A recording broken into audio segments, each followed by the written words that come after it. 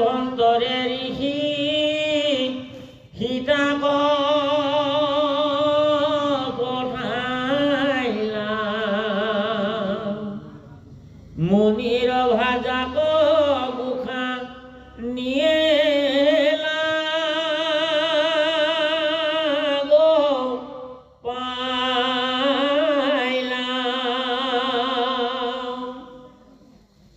অতি বড় ভাজা প্রাণ অনুসূয়া নাম রূপে গুণে ত্রিভুবনে নাহি কে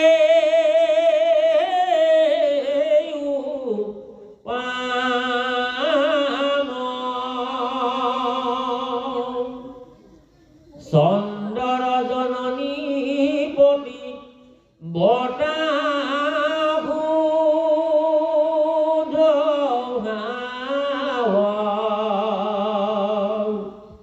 হরিষে বদনে সীতা নমিল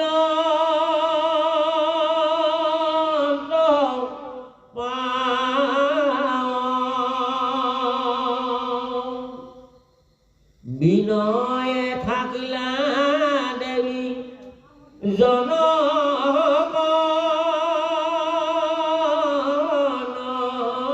জননন্দনী আসন বহায়া দিলা চন্দৰ জননী অনসূয়া বুলি লন্ত্ৰ প্ৰফুল্ল বদনে ৰামৰ লগত কেনে আহিব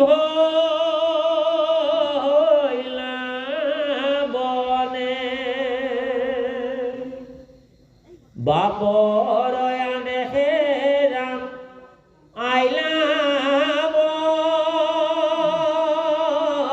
বনবাসে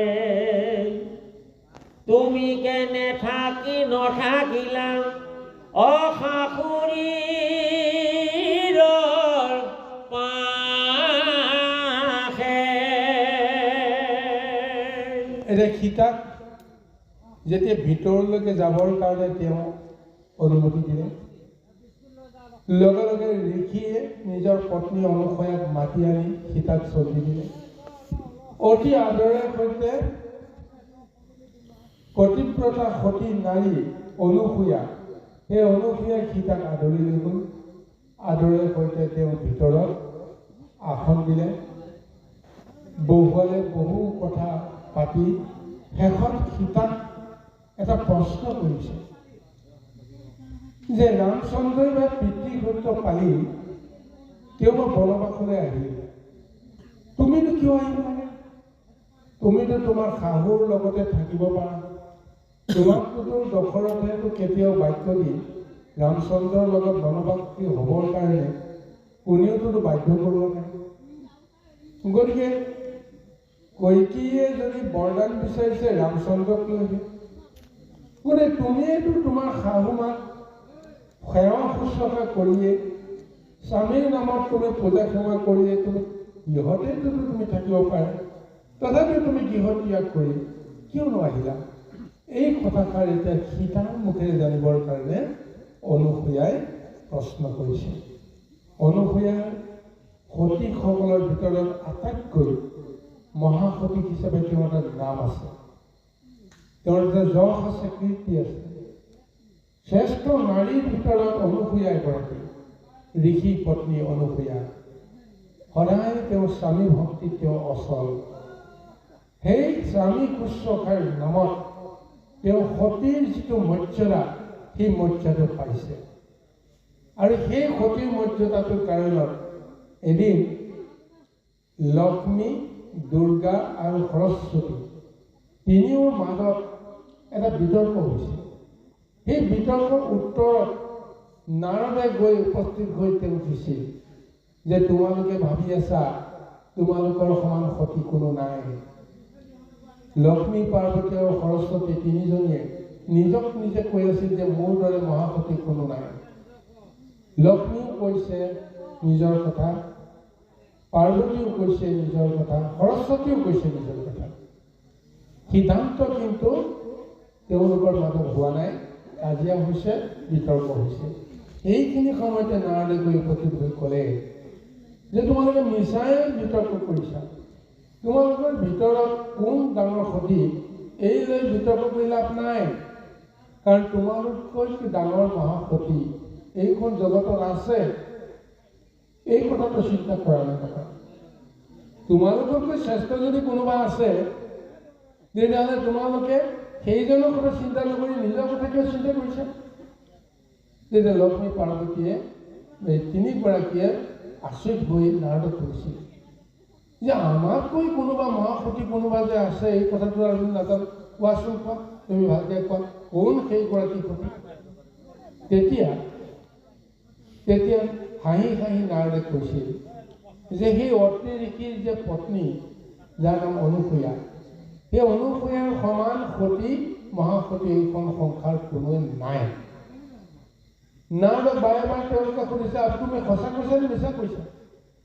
নাৰদে হাঁহি হাঁহি কৈছে সঁচা মিছা আপোনালোকে যদি প্ৰমাণ বিচাৰে প্ৰমাণ বিচাৰক, মই যি জানো মই তাকে কৈছোঁ, গতিকে মই আপোনালোকক প্ৰমাণ দিব লগা নাই। আপোনালোকে যদি প্ৰমাণ বিচাৰে আপোনালোকে বিচাৰিব পাৰে। এইবুলি কৈ হাঁহি হাঁহি নাৰদ গুচি গ'ল। তাৰপিছতে লক্ষ্মী, সৰস্বতী আৰু দুৰ্গা গোটেই কেইগৰাকীৰ কাজিয়া সিমানতে মীমাংসা হ'ল। তেওঁলোকৰ মাজত এটা সিদ্ধান্ত আহিল যে আমাতকৈ যদি মহাসতী কোনোবা আছে সেইগৰাকীৰ সতীত্ব ভস্ত কৰিব লাগিব। তেওঁ যদি সতীত্ব ভস্ত হৈ যায় তেতিয়াহ'লে আমি সেই মহাসতীৰ ভিতৰত নিশ্চয় আমি কেইগৰাকী পৰিম। গতিকে নিজৰ নিজৰ স্বামীসকলক এই গোটেই কথাটো কৈ বাধ্য কৰাবলৈ এটা সিদ্ধান্ত কৰিলে। লক্ষ্মীয়ে ক'লে বিষ্ণুক যে অত্ৰি ঋষিৰ পত্নীৰ সতীত্বটো যিকোনো প্ৰকাৰে বিনষ্ট কৰিব লাগিব। সৰস্বতী ক'লে ব্ৰহ্মাক, দুৰ্গাই ক'লে শিৱক, আৰু তিনি দেৱই যেতিয়া লগ লাগি এতিয়া আলোচনা কৰিছে এতিয়া কি কৰা যাব। এতিয়া নিজৰ নিজৰ ভাৰ্যাসকলকতো অনাদৰ কৰিব নোৱাৰে, গতিকে তেওঁলোকৰ মনৰ বাঞ্ছাটো পূৰণ কৰিব লাগিব। কিন্তু তেওঁলোকে যিটো ভুল বুজিছে ভুলটোতো তেওঁলোকৰ মনৰ পৰা সংশোধন কৰাই দিব লাগিব। কাজিয়া পেচাল দাবী ধমকিৰেতো কেতিয়াও মনৰ ভাৱ পৰিৱৰ্তন কৰিব নোৱাৰে। গতিকে তেওঁলোকে সিদ্ধান্ত কৰিলে দেখা যাব আমি গৈ পৰীক্ষা দিয়াৰ চলেৰে যিটো লীলা কৰিব লাগে আমি সেইটোকে কৰিম।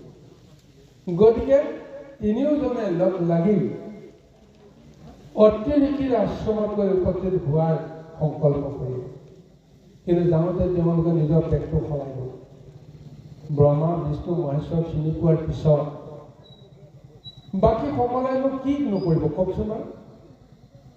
গতিকে তেওঁলোকে ব্ৰাহ্মণৰ বেশ লৈ গুচি গ'ল। ভিক্ষাৰ বেশেৰে এতিয়া অত্ৰি ঋষিৰ আশ্ৰমত উপস্থিত হ'ল। সেইখিনি সময়ত অত্ৰি ঋষিয়ে ধ্যানত মগ্ন হৈ আছে, তপস্যাত লীন হৈ আছে, সমাধি ধাৰণ কৰি আছে। যেতিয়া ভিক্ষাং দেহি বুলি তিনিজন ব্ৰাহ্মণ গৈ উপস্থিত হ'ল সন্যাসীৰ বেশেৰে, ব্ৰাহ্মণৰ বেশেৰে ঋষি গৃহত, ভিতৰৰ পৰা ঋষি পত্নী অনুসূয়া আহি সেৱাই সৎকাৰে তেওঁলোকক আসন দিছে। আসন দিয়াৰ পিছত যেতিয়া আদৰ সাদৰ কৰি তেওঁলোকক কৈছে যে মই ভিতৰৰ পৰা আপোনালোকৰ আপ্যায়নৰ কাৰণে যি পাৰোঁ মই লৈ আহোঁ, আপোনালোকে খন্তেক অপেক্ষা কৰক। তেতিয়া সেই ব্ৰাহ্মণ তিনিজনে কৈছে যে আমি আপোনাৰ ঠাইত আমি বহিবলৈ অহা নাই, অতি ভোকাতুৰ হৈ আহিছোঁ, কিবা এটা পাম বুলি আহিছোঁ। গতিকে সেই বস্তুটো আমি বিচৰা বস্তুটো পালেই হৈ যাব। তেতিয়া সেই অনুসূয়াই ক'লে যে যি আছে মই তাকে দিম, গতিকে আপুনি আপোনালোকে আনন্দ মনেৰে গ্ৰহণ কৰিব লাগিব। গতিকে আপোনালোকে খন্তেক বহক। এতিয়া ঋষিকেইজনে কৈছে নাই আমাৰ বহাৰ সময় নাই, যদি আছে আমাক দিব লাগিব, আমি বিচৰা। তেতিয়া অতি ঋষিৰ পত্নী অনুসূয়াই কৈছে কওক যে মোৰ দিব পৰা শক্তি ক্ষমতা কি আছে, কেনেকুৱা দান আপোনালোকক দিলে আপোনালোকে তুষ্ট হ'ব। তেতিয়া তিনিওজনে কৈছে যে আমাক নিৰ্বাণ আহাৰ আপুনি আমাক দিব লাগিব। নিৰ্বাণ আহাৰ কি? অতি ঋষিৰ পত্নীটো বুজি পাইছে। গুণময় আহাৰৰ পৰিৱৰ্তে নিৰ্গুণ আহাৰ দিব লাগিব। আৰু নিৰ্বাণ আহাৰ নিৰ্গুণ আহাৰ দিবলৈ যাওঁতে দেহটোকো নিৰ্গুণ কৰিব লাগিব।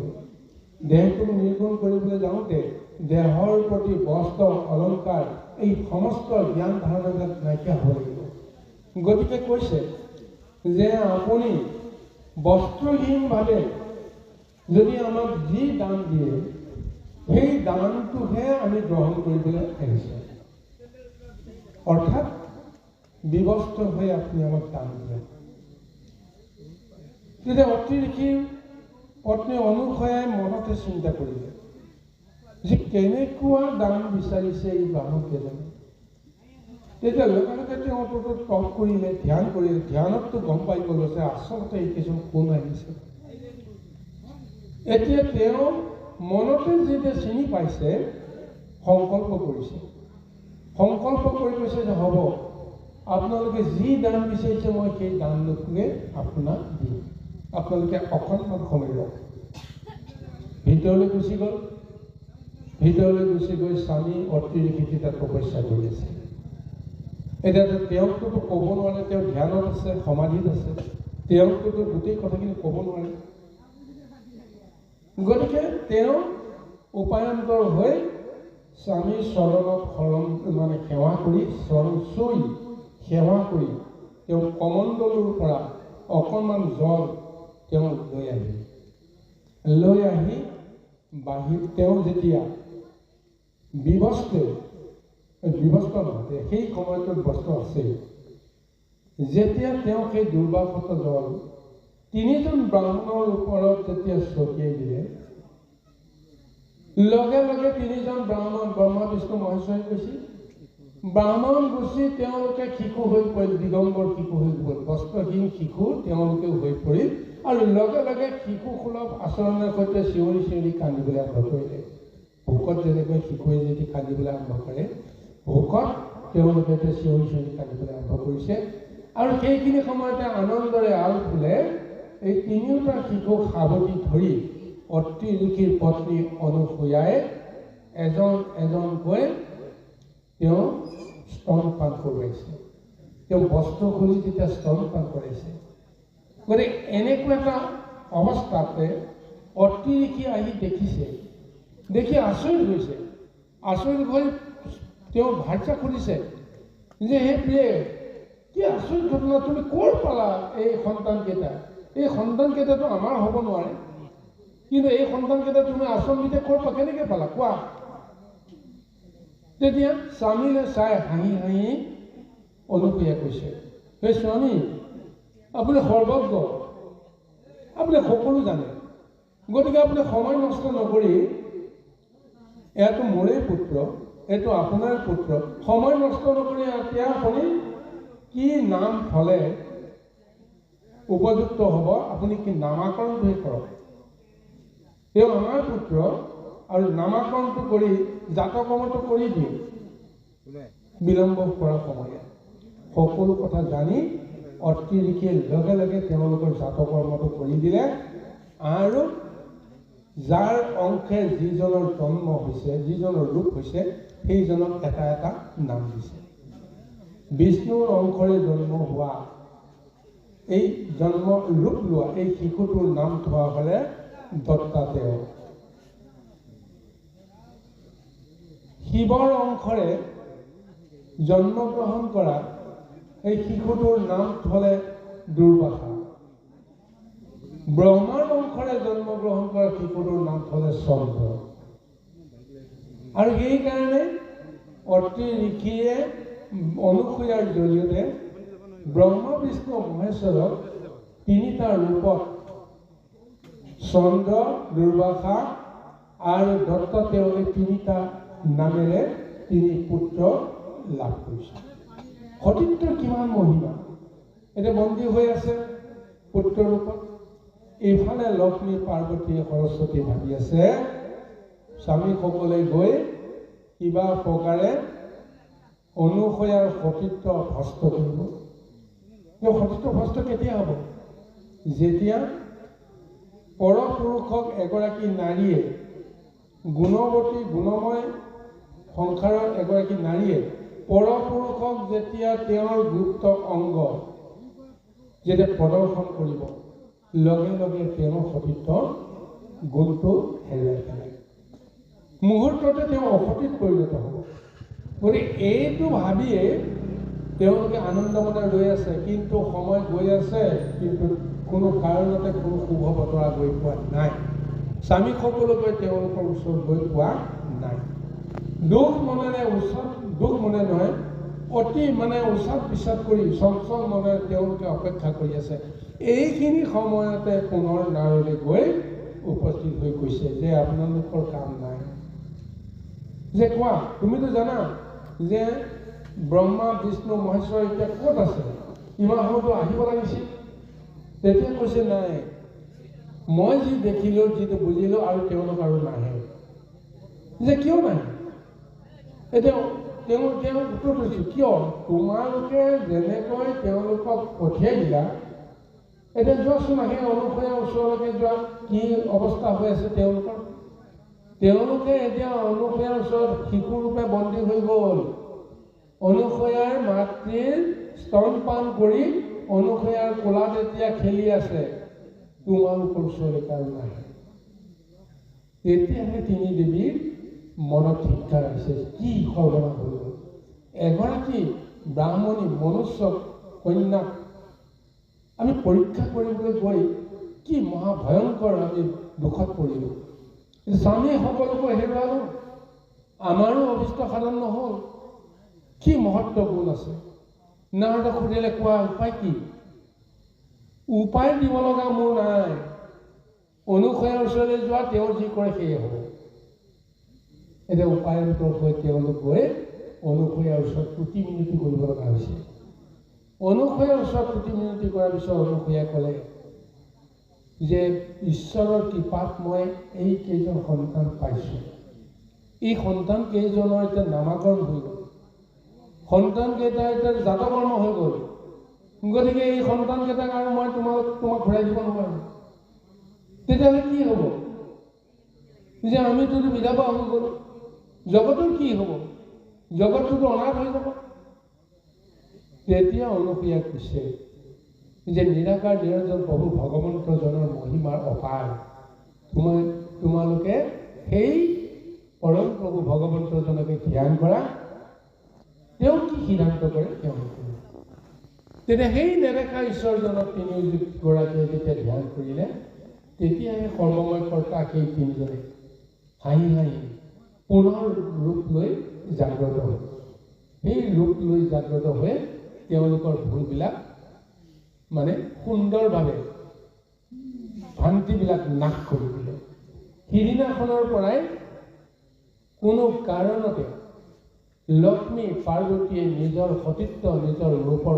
অহংকাৰ কৰি কেতিয়াও অনৰ্থ কৰিব পৰা মানসিকতা নল'লে সিদিনাখনৰ পৰাই তেওঁলোক পৰম পবিত্ৰ হ'ল ইফালে আকৌ ভগৱন্তৰ কি লীলা তেওঁৰ ইচ্ছাধাৰীহে এটা ৰূপ লয় তেওঁলোকে প্ৰয়োজনৰ সাপেক্ষে এটাৰ ঠাইত 10টা 10টা ঠাইত 1000টা কোটিটা কিমানটা ৰূপ ল'ব লাগে তেওঁলোকৰ ইচ্ছা অনুসাৰে লয় গতিকে এই অনুসয়া মাতৃকো কৃপা কৰিলে নিজৰ এক অংশ কলা ৰূপত অনুসয়া পুত্ৰ ৰূপে এনেদৰে তিনি দেৱতাক তিনিজনক এটা অনুসয়াৰ কোলাত তেওঁ তুলি দিলে আৰু এনেদৰে মহালীলা কৰিলে সেই অতি ঋষিয়ে আজি ৰামচন্দ্ৰ এতিয়া সেই ৰামচন্দ্ৰক আজি লগতে পায় আজি এনেদৰে তেওঁ সেৱা শুশ্ৰূষা কৰাই নহয় সেই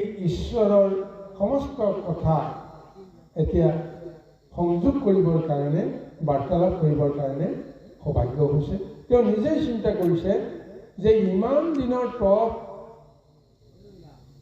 ধৰ্ম আচাৰ এই সমস্তৰ যেন ফলটো মই আজিহে পালোঁ স্বয়ং প্ৰভু ভগৱন্ত আহি মোৰ আশ্ৰমত পদলৈ লাগিলে ৰামৰ উদ্দেশ্যটো কিন্তু এটা যে তেওঁ বনবাসৰ জৰিয়তে লিখি সমস্ত বা যোনে যেনেদৰে তেওঁ দৰ্শন পাবৰ কাৰণে আজিলৈকে অভিলাষ কৰি আছে তেওঁলোকক গৈ দেখা দিব তেওঁলোকক কৃপা কৰিব লাগিব এই কাৰণে তেওঁ বিষয়ৰ সমস্ত ৰাস্তাৰ পৰা তেওঁ আচলতে আঁতৰি গৈ নিজৰ মতে গতি কৰ্মখিনি কৰিবলৈ প্ৰযত্ন কৰিছে যিখিনি কথা এতিয়া অত্ৰিৰ লগত আলোচনা কৰিছে আৰু সেই অত্ৰিঋষিৰ পত্নী অনুসূয়াৰ এতিয়া সীতাক প্ৰশ্ন কৰি আছে যে তুমি কিয় ৰামৰ লগত বনবাসী হ'বলৈ আহিলা তাৰ কাৰণটো কি এতিয়া সীতা দেৱীয়ে নিজ মুখে কি কয় আহক পুনৰ আমি পদলৈকে উভতি যাম দাৰুণ বনত মাও বৰ দুখ পাইবা দিন নৰসজাত শুইবা ফলমূল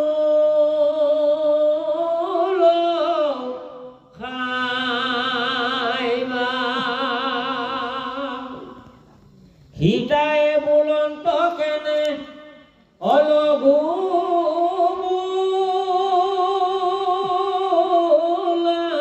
মাতৃ আমাক জানিবা শান্তি পতিব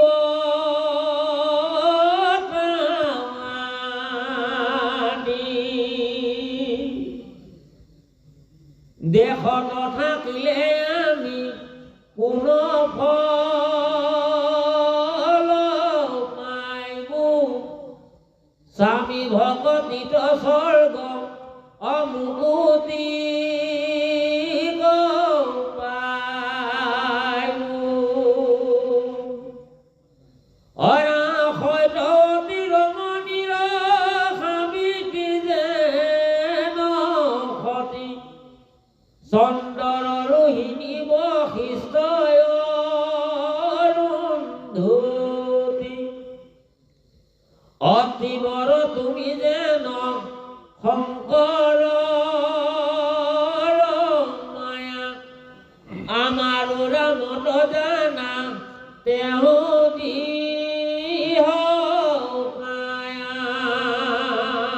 এতিয়া অনুসূয়াক সতী কৈছে সীতাক কৈছে হে মা এই দাৰুণ বনত তুমি বৰ দুখ পাবা তুমি অন্ন ভোজন কৰাৰ পৰিৱৰ্তে তুমি ফল ভোজন কৰিব লাগিব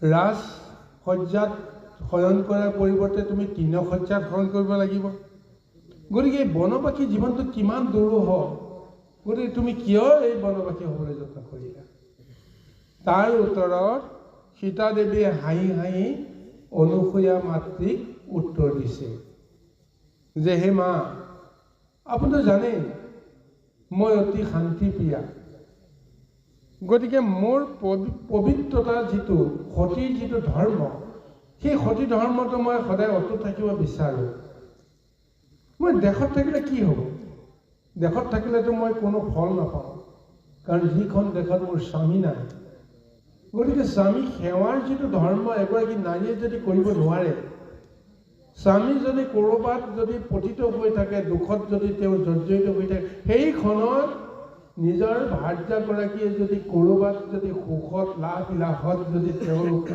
জীৱন কটাই থাকে সেই নাৰীগৰাকীয়ে বাস্তৱত কোনো ফল নাপায় গতিকে সেইকাৰণে সত্যৱতী ৰমণী সাবিত্ৰী সীতা সতী চন্দৰ ৰোহিণী বশিষ্ঠৰ অৰুন্ধতী অতিৰ তুমি যেন শংকৰৰ মায়া আমাৰো মনত জানা তেন দৃঢ়কায়া এতিয়া এগৰাকী সত্যৱতী ৰমণীৰ যিটো স্বামীৰ প্ৰতি যিটো ধৰ্ম এটা উদাহৰণ দিছে যেনে চন্দৰ পত্নীৰ নাম হৈছে সাবিত্ৰী এই আপোনাৰ ৰোহিণী আৰু ঠিক তেনেকৈ ব্ৰহ্মাৰ পত্নীৰ নাম হৈছে সাবিত্ৰী।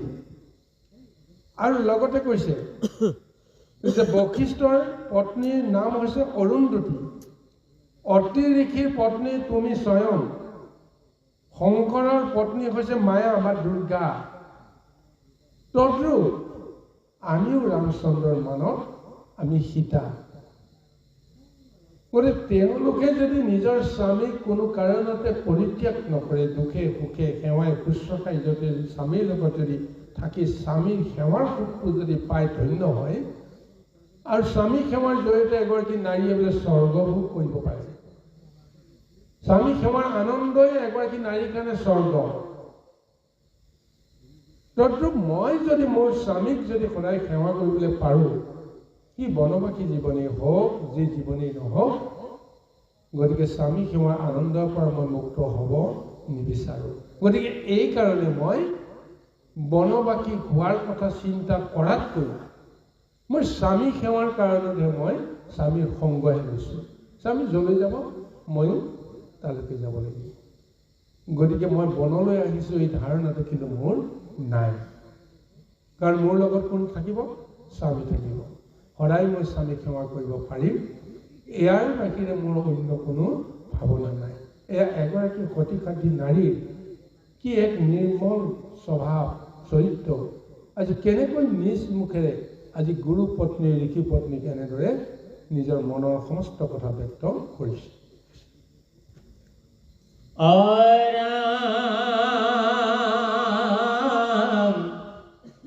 তোমাখাৰ খবৰো যেন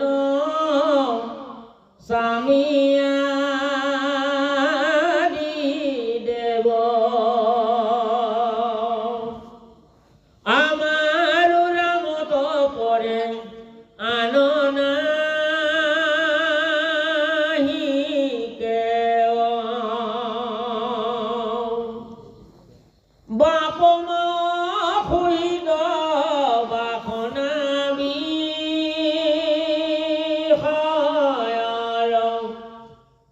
অস্বামিত ভকতি স্বৰ্গ মুকুতি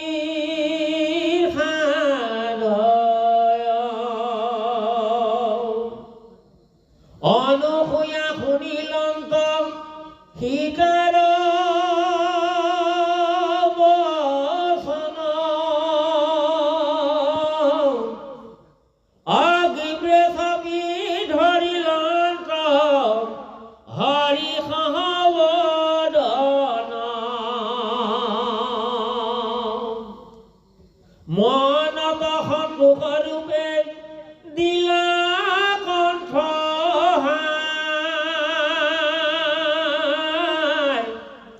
অয়ংগনাগ দিলন্ত নিষ্ঠয় অলংকাৰ,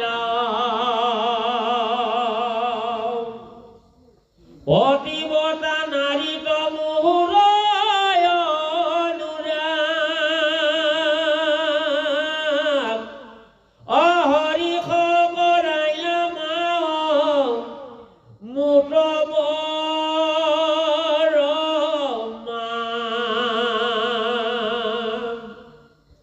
এৰা সীতায়ে বুলন্ত মাও দায়া দৃষ্টি চাইল,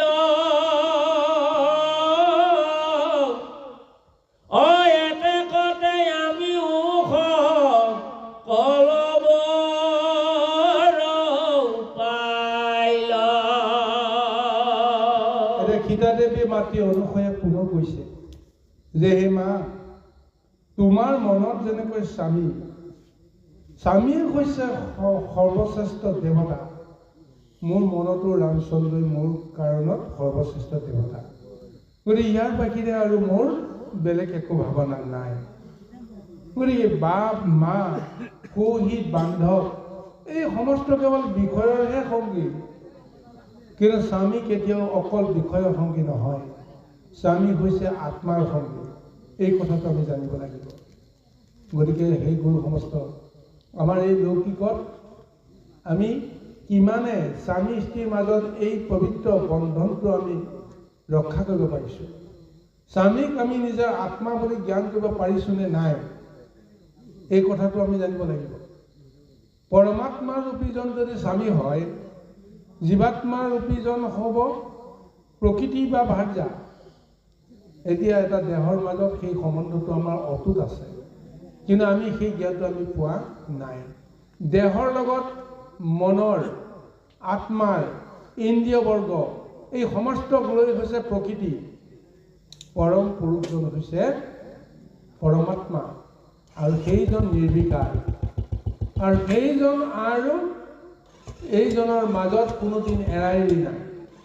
দেহাত্মা নাথাকিলে পৰমাত্মাৰ কাম নাই, পৰমাত্মা নাথাকিলে দেহাত্মাৰো কাম নাই। সেইকাৰণে পুৰুষ উপকৃত হ'ব একমতি হৰিত তেৱেহে সিজিব হৰিত ভকতি। এই আধ্যাত্মিকে আমি বিষয়টো আলোচনা কৰিলে সেইটোৱেই পাওঁ। যদিহে পৰমাত্মাই নিজৰ মতে কিবা এটা ভগৱমতে কৰ্ম কৰিব লাগে, তেতিয়াহ'লে দেহাত্মাৰ লগত তেওঁ সম্বন্ধ ৰাখিব লাগিব, দেহাত্মাৰ লগত তেওঁ নিজে যুক্ত হৈ থাকিব লাগিব। দেহাত্মাৰ জৰিয়তে যিটো কৰ্ম সাধন নহ'ব, সেই মুহূৰ্তলৈকে পৰমাত্মা তেওঁৰ লগত থাকিব লাগিব। তদ্ৰূপ স্বামীয়ে সদায় ভাৰ্যাৰ জৰিয়তে গোটেই ঘৰখনৰ দিব্য ভোগৰ সমস্ত ব্যৱস্থাখিনি লাভ কৰিব পাৰে। এইকাৰণে গৃহত এগৰাকী নাৰীৰ, প্ৰতিব্ৰতা নাৰীৰ, এগৰাকী সতী নাৰীৰ, লক্ষ্মী ৰূপা নাৰীৰ, সৰস্বতী ৰূপী নাৰী, দুৰ্গা ৰূপী নাৰীৰ প্ৰয়োজন আছে। নাৰীয়ে যদি তিনিটা ৰূপ ল'ব পাৰে, তেতিয়াহ'লে সেইখন গৃহত পৰমাত্মা বাস কৰিবই কৰিব। সেইখন গৃহত যদি লক্ষ্মী ৰূপা নাৰী থাকে, তাত নাৰায়ণ থাকিব। সৰস্বতী ৰূপী জ্ঞানময়ী যদি নাৰী থাকে, তাত ব্ৰহ্মা উপস্থিত থাকিব। শক্তি ৰূপিণী যদি দুৰ্গা যদি উপস্থিত থাকে, তাত স্বয়ং সদাশিৱ শংকৰ উপস্থিত থাকিব। তিনি দেৱ যদি য'ত এক সংযোগ হয়, সেইখন গৃহ কোনো কাৰণতে সংসাৰৰ মায়াই কেতিয়াও ডুবাব নোৱাৰে, অসুখী কৰিব নোৱাৰে। গতিকে এই পৰম তত্ত্বটো আমি লাভ কৰিব লাগিব। আজি সীতাই সেই তত্ত্বটোকে কৈ আছে যে বাহিৰত আমি পিতৃ, মাতৃ, ভাতৃ এই সমস্ত বিষয়ৰ সংগী বুলি আমি গণ্য কৰিব লাগিব। আচল পৰমাত্মাৰ সুখটো তেওঁলোকে আমাক দিব নোৱাৰে। স্বামী আৰু স্ত্ৰীৰ মাজত যদি এই একাত্মবোধটো থাকে, তেতিয়াহ'লে সেইখন গৃহত কোনোদিন কণ্ডল নহয়। এতিয়া শিৱ পাৰ্বতীৰ মাজত কোনোদিন ধৰাধৰি কাজিয়া হোৱা নাই। লক্ষ্মী আৰু নাৰায়ণৰ মাজত কোনোদিন ধৰাধৰি কাজিয়া হোৱা নাই, মাৰামাৰি হোৱা নাই। কিন্তু লক্ষ্মীও জানে যে প্ৰভুৱে মোক কিবা এটা বেয়া পাইছে, প্ৰভুৱেও জানে লক্ষ্মীৰ কিবা এটা অহংকাৰ হৈছে। সেইখিনি কেনেকৈ দূৰ কৰিব লাগিব? লীলাৰে কৰে। আত্ম উপলব্ধি, আত্মজ্ঞানেৰে সেই লীলাৰ মাজত তেওঁলোকক ভাবিবলৈ বাধ্য কৰায়। এইকাৰণে ইয়াৰ আগতে যে আমি কাহিনীটো উল্লেখ কৰি গ'লোঁ যে লক্ষ্মীয়ে কৈছে যে অনুসূয়া সতীত্ব ধ্বংস কৰিব লাগে, পাৰ্বতীয়ে কৈছে অনুসূয়া সতীত্ব ধ্বংস কৰিব লাগে, সৰস্বতীয়ে কৈছে ধ্বংস কৰিব লাগে।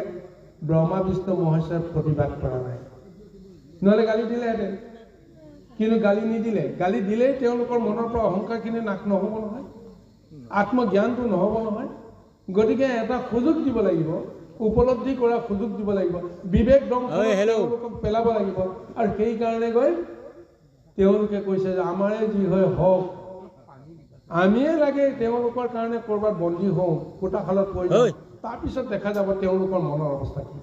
গতিকে গৈ তেওঁলোক ব্ৰহ্মা বিষ্ণু মহেশ্বৰ সৰ্বশক্তিমন্ত দেৱতাসকল গৈ মনুষ্য ৰূপে এগৰাকী নাৰীৰ সতীত্বৰ মায়াত বন্দী হ'বলৈ বাধ্য হ'ল। তাৰ পৰা লক্ষ্মী, সৰস্বতী, পাৰ্বতীৰ মনৰ অহংকাৰ দূৰ হৈ গ'ল। মান্যতা দিলে যে অনুসূয়াৰ সমান সতী এইখন সংসাৰত আৰু কোনো নাই।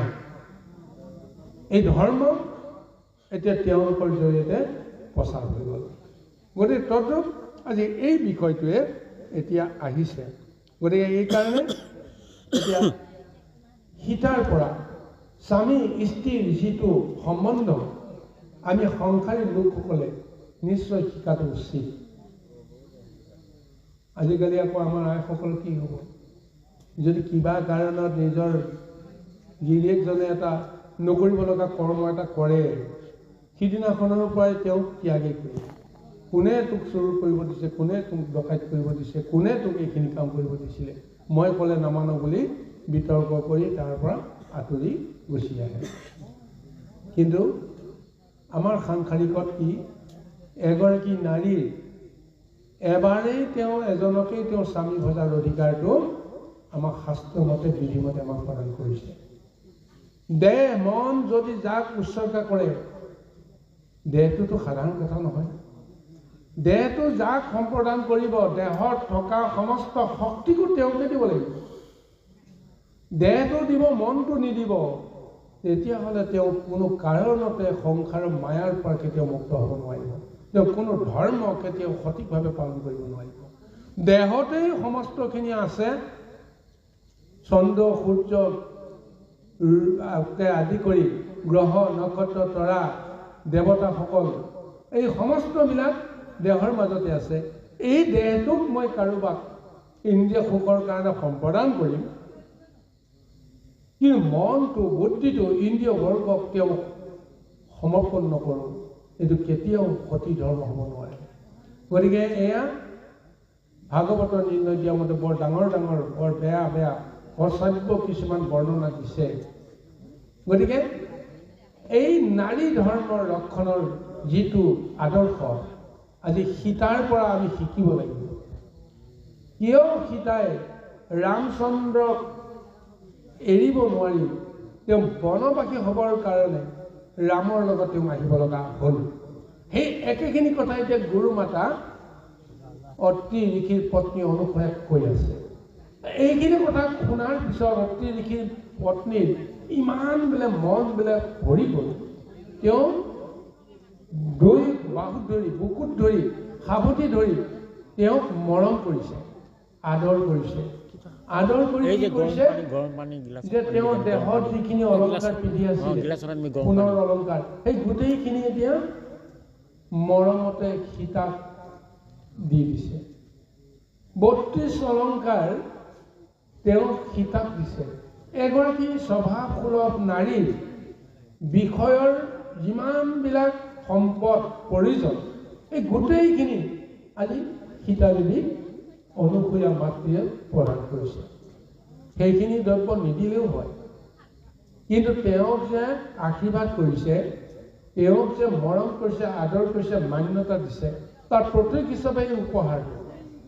আজি কাৰোবাক মই মনেৰে সৈতে ভাল পাইছোঁ, মনতে যদি মোৰ থাকি যায়, জগতে প্ৰমাণ নাপায়। কিন্তু ভাল পোৱাৰ প্ৰতীক হিচাপে কিবা এটা নহয় কিবা এটা চিন আমি জগতক দেখুৱাবৰ কাৰণে আমি প্ৰদান কৰিবই লাগিব। সেই প্ৰতীকটোহে চিৰদিন স্মৰণীয় হৈ থাকিব। প্ৰতীকহীন অৱস্থাৰে আমি যাক যেনেকৈ ভাৱনা নলওঁ কিয়, সেইবিলাক ক্ষণস্থায়ী হ'ব, সেইবিলাক জগতৰ পৰা এদিন হেৰাই যাব। কিন্তু যদি প্ৰতীক ধৰ্মী কিবা এটা চিন এটা আমি ৰাখোঁ, আমিও সেই জ্ঞান আৰু ধাৰণা বা সেই সম্বন্ধৰ পৰা কেতিয়াও আমি আঁতৰি আহিব নোৱাৰোঁ।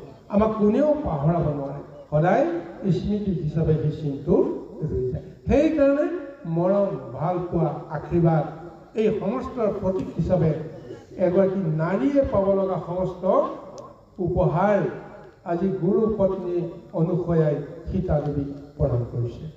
আৰু এইখিনিৰ কাৰণতে অত্ৰি ঋষিৰ আশ্ৰমত গৈ ৰামচন্দ্ৰ উপস্থিত হৈছে।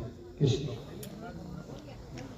অনুসয়া বোলে যত দিলো অলংকাৰ, সিন্দুৰ চন্দন তোৰ নুগুচো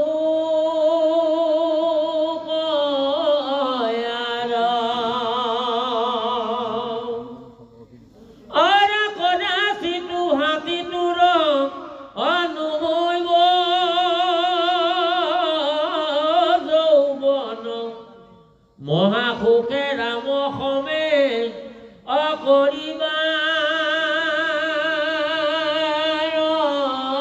মন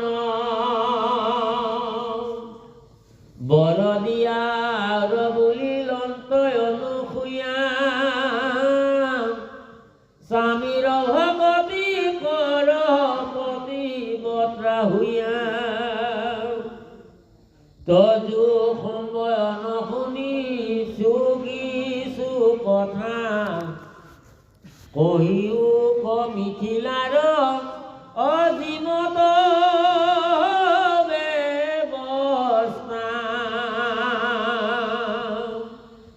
অৰাহেন শুনি সীতাসতী বুলিলন্ত বাণী উতপতি ধৰি মোৰ শুনিও কাহিনী বাপ মোৰ ৰাজা ভৈলা মিথিলা নগৰে যাহাৰ প্ৰসিদ্ধ গৈল দেৱাসুৰ নৰে জনক মোহৰ বাপ অপুত্ৰ হৈলা অভাজা সমে জৈগ ভূমি চাহিবা কলৈলা মনত কটুকে বাপে মাথা তুলি চাইলা অতৈলোক মোহিনী কইনা এক ভেট পাইলা নামত মেনকা দেতে অদেৱ পেচৰি অৰূপে গুণে ত্ৰিভুৱনে নাহি পতন্তৰি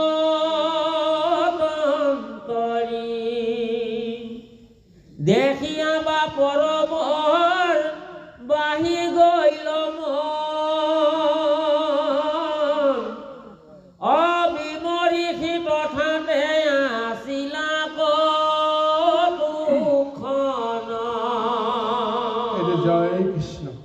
ইয়াৰ পিছত অনুসূয়া মাতৃয়ে সীতাদেৱীৰ প্ৰতি সদয় হৈ এটা মহা আশীৰ্বাদ কৰিছে। কি আশীৰ্বাদ কৰিছে? যে অনুসূয়া বোলে যত দিলো অলংকাৰ সিন্দুৰ চন্দন তোৰণ নুকুচুকোৱা। কি মহা আশীৰ্বাদ যে মই তোমাৰ এই আচৰণত মই সন্তুষ্ট হৈ এই অলংকাৰ দিলোঁ আৰু এই অলংকাৰ জৰিয়তে তোমাৰ কি লাভ হ'ব? তুমি চিৰদিন তুমি সেন্দুৰ অক্ষয় হিচাপে তুমি ধাৰণ কৰিবা, অৰ্থাৎ তোমাৰ প্ৰতীক কোনো কালে তোমাৰ পৰা কাঢ়ি নিব নোৱাৰে। গতিকে তোমাৰ সেন্দুৰ অক্ষত হৈ থাকিব, চন্দন অক্ষত হৈ থাকিব। তাৰমানে ঈশ্বৰৰ প্ৰতি যিটো মহাভক্তি, সেই ভক্তিটো তোমাৰ অটুট থাকিব, স্বামী অটুট থাকিব, ভক্তি অটুট থাকিব। ইয়াতকৈ আৰু কি মহা বৰদান এগৰাকী নাৰীৰ কাৰণে প্ৰয়োজন। আজি অত্ৰিৰিষে সমস্তখিনি দিলে। তাৰপিছত কৈছে যে তোমাৰ স্বয়ম্বৰ গোটেই বৰ্ণনাখিনি বোলে মই শুনিলোঁ, মই নিজে গৈ উপস্থিত হোৱাৰ সৌভাগ্যকণ মোৰ নহ'ল, কিন্তু শুনিয়ে বৰ আচৰিত হৈছোঁ। সীতাদেৱীক প্ৰশংসা কৰিছে আৰু তোমাৰ জন্মৰ যিটো ব্যৱস্থা সেইখিনিও বৰ অলৌকিক। এইখিনি কথাও মই শুনিছোঁ। জনমে কেনেকৈ তেওঁ পুত্ৰী হিচাপে পালে এইখিনি কথা। আৰু যেতিয়া অনুসূয়াই এই ইংগিতটোৰ সীতাদেৱীৰ আগত দাঙি ধৰিলে, সীতাদেৱী নিজে নিজেই তেওঁৰ জন্মৰ যিটো পৰিচয় এতিয়া মাতৃৰ আগত ক'বলৈ আৰম্ভ কৰিছে। যে কি বুলি কৈছে? যে মোৰ পিতৃ বা মিথিলাৰ এজন ৰজা, ধৰ্মনিষ্ঠ এজন ৰজা, মহাজ্ঞানী এজন ৰজা, কিন্তু সেইজন ৰজাৰ মনত পৰে বৰ দুখ। কিয় দুখ? তেওঁৰ কোনো সন্তান নাই, সন্তানহীন কাৰণে তেওঁ বৰ দুখ।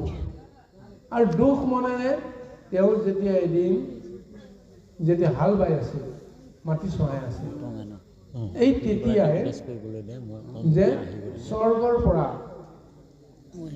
এটা অদ্ভুত দৃশ্য আহিল। যে আকাশী পদ্ধতি এগৰাকী স্বৰ্গীয় অপেশ্বৰা, যাৰ নাম মেনকা। এই মেনকা যেতিয়া আকাশী পদ্ধতি গৈছিল, এই মেনকাৰ ৰূপটো জনকে দেখা পালে। জনকে দেখা পাই তেওঁ বিমোহিত হৈ গ'ল। বিমোহিত হৈ মনত তেওঁ কিছু ধাৰণা আহিল, আৰু সেই কি ধাৰণা আহিল তেওঁ নিজেও ক'ব নোৱাৰে। কিন্তু এই সময়তে আকাশৰ পৰা এটা আকাশবাণী আহিল সেই আকাশবাণীৰ শব্দটো জনকৰ কাণত পৰিল এতিয়া সেই আকাশবাণীটো কি হয় আহকচোন বাৰু পৰৱৰ্তী পদলৈ আগবাঢ়ো কৃষ্ণ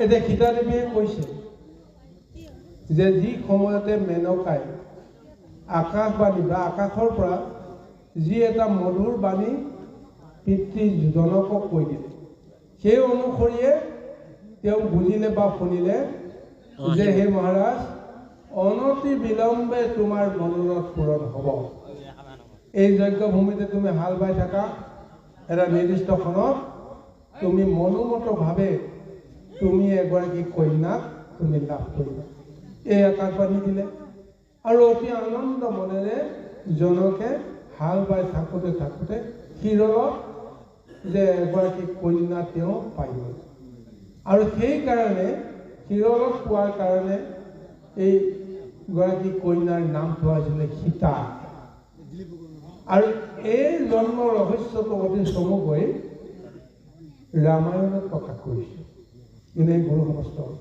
সীতাদেৱীৰ জন্মৰ ৰহস্যৰ কথা বিভিন্ন পুৰাণত বিভিন্ন ধৰণে আখ্যান আছে বহু আখ্যানৰ অনুযায়ী কাৰোবাৰ লগত কাৰোবাৰ হয়তো সেই বিৱৰণবিলাক নিমিলে কিন্তু এটাই বিৱৰণ মিলে যে শিৰতে পোৱাৰ কাৰণতে মাটিৰ হাল বাই থাকোঁতে জনকে পোৱাৰ কাৰণে গতিকে তেওঁৰ নাম সীতা আৰু এনেদৰে সীতাক জনকে তুলনীয়া পুত্ৰীক হিচাপে তেওঁ লাভ কৰাৰ কথাটো সকলোৱে কয় কিন্তু সীতা প্ৰকৃততে কোন এতিয়া আমি চাবলৈ গ'লে সীতাটো প্ৰকৃততে মায়াৰ এটা ৰূপ নহয় জানো বাৰু ভগৱন্ত যদি নাৰায়ণ হয় তেওঁ লক্ষ্মী ভগৱন্ত যদি শিৱ হয় তেওঁ দুৰ্গা ভগৱন্ত যদি ব্ৰহ্মা হয় তেওঁ সৰস্বতী এই তিনিটা ৰূপ তেওঁৰ লগতে আছে কিন্তু ইচ্ছাধাৰী এটা ৰূপ তেওঁ এতিয়া ল'ব লাগিব নহয় এতিয়া ৰামচন্দ্ৰ কৌশল্যা গৰ্ভৰ পৰা জন্ম হৈছে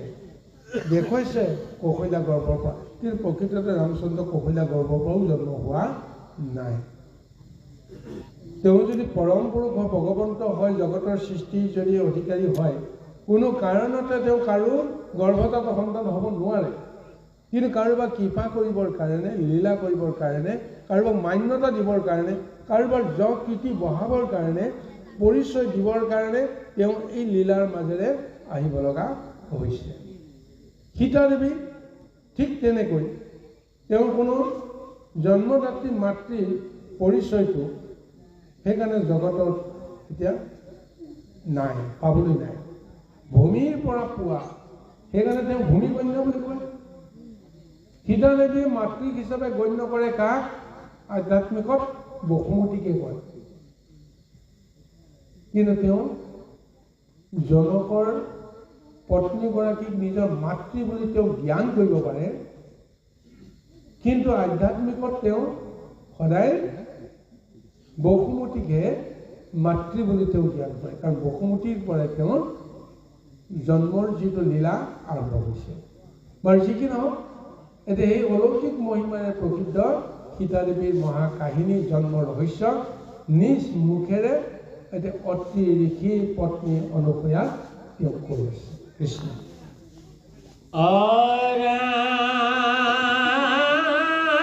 জনকৰ দাৰদত মুখ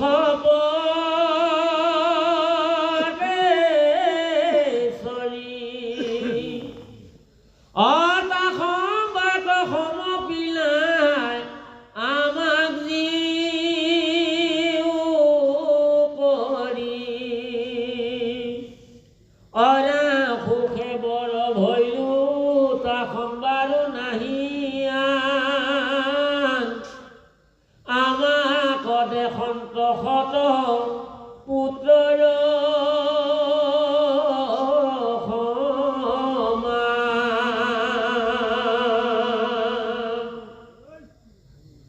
তৈলোক মোহিনী মই ভৈলো বৰ পালা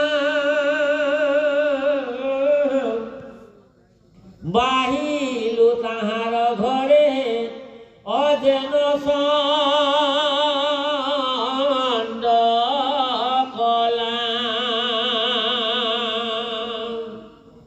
দিন মানে মুহুৰ যৌ বন ভৈল ভেদ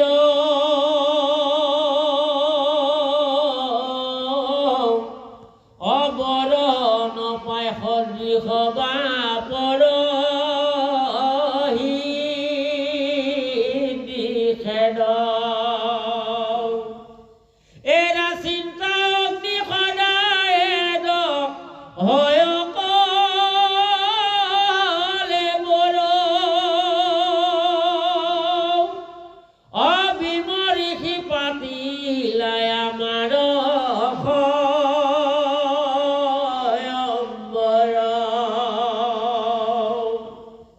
পূৰ্বকালে জৈগ ভূমি অৰম্বাহিল অন্ত বাপ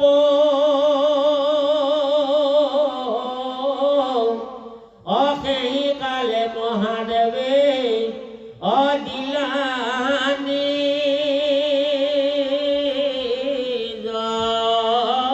চাপ ৰাজা হব মতাইল জনক মহিপালে অনিপতি সমাজ ভৈল অসয়ম্বৰ খালে অনেক সহস্ৰ লোকে অধনু তুলি লৈল সবাৰো আগত মহে হৰধনু থৈল এতিয়া ইয়াৰ পিছত এতিয়া সুন্দৰভাৱে সীতাই নিজৰ বৰ্ণনাখিনি কৈ আছে যে লাহে লাহে জনকৰ গৃহত বা পিতৃৰ গৃহত চন্দ্ৰ কলাৰ দৰে বাঢ়ি বাঢ়ি মই ৰূপে গুণে এক অতুলনীয় এক মহা শক্তি লৈ বাঢ়ি আহিবলৈ ধৰিলোঁ আৰু মোক দেখা পোৱাৰ পিছত এনেকুৱা এটা ধাৰণা সমস্ততে প্ৰচাৰ হৈ গ'ল 100জন পুত্ৰই যিটো কৰ্ম কৰিব নোৱাৰে, মই যেন এগৰাকী কন্যা হৈ সেই সমস্তখিনি কৰিব পাৰোঁ। 100 কন্যা সম, 100 পুত্ৰ সম এক কন্যা হৈ গ'ল। মোৰ সমকক্ষ এইখন সংসাৰত আৰু কোনো নাইকিয়া হৈ গ'ল।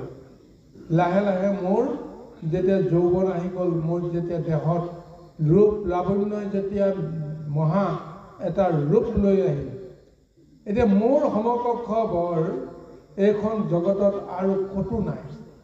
মোৰ পিতৃয়ে লাহে লাহে মোৰ চিন্তাত এতিয়া মিৰমান হৈ গৈছে।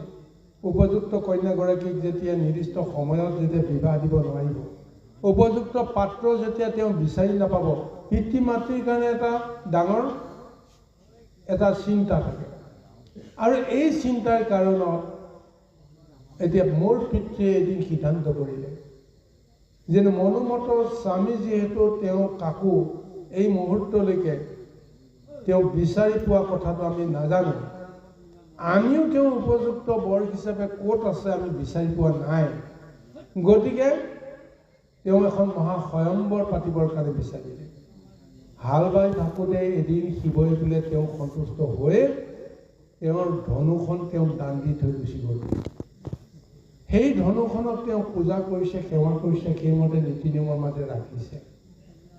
এতিয়া এই স্বয়ম্বৰখন যে পাতিছে, এই স্বয়ম্বৰ পাতি এতিয়া ৰজা মহাৰজাসকলক, ৰাজকুমাৰসকলক নিমন্ত্ৰণ দি সকলোকে মাতিছে। তাৰপিছত তেওঁ সেই ধনুখনৰ জৰিয়তে যি এটা চৰ্ত আজি ৰাখিব বিচাৰিছে, সেই চৰ্তটো এতিয়া জগতক তেওঁ শুনাবলৈ প্ৰযত্ন কৰিছে।